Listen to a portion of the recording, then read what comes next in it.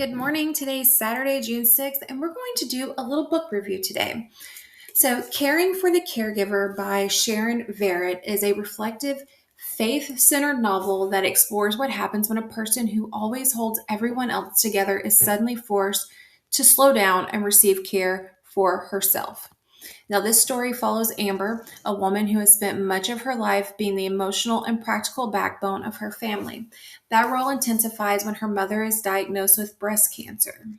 Amber steps into the demanding position of caregiver, navigating medical appointments, emotional strain, and the quiet exhaustion that often comes with loving someone through illness.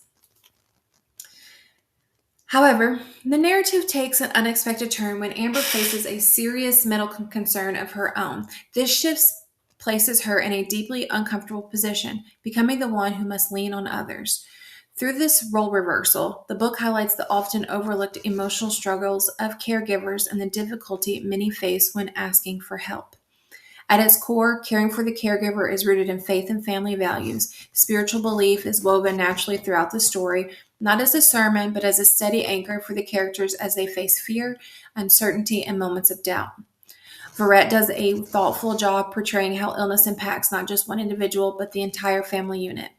Each family member responds differently to stress and change, allowing the reader to see a range of emotions, from strength and denial to vulnerability and growth. These evolving family dynamics and depth to the story make the characters feel relatable rather than idealized. The book also serves as a quiet reminder of how quickly life can change. Health, independence, and routine are shown as fragile, reinforcing the importance of presence, communication, and emotional support within families. One of the strengths of Caring for the Caregiver is its accessible writing style. The book is an easy read, yet it maintains emotional substance. The pacing encourages readers to keep turning the pages, especially as they anticipate the outcomes of the medical diagnoses and wonder how the family relationships will ultimately settle. Rather than relying on dramatic twists, the story draws interest from realistic tension, waiting for test results, navigating difficult conversations, and adjusting expectations when plans no longer align with reality. Readers may find themselves invested in not only Amber's health, but also in how each family member adapts to circumstances beyond their control. So, Caring for the Caregiver is a gentle, reflective novel that will resonate with readers who have experienced caregiving firsthand, supported a loved one through illness, or struggled with balancing strength and vulnerability. While it may not be groundbreaking or overly dramatic story, it succeeds in offering a sincere look at faith, family, and the emotional cost of always being the strong one.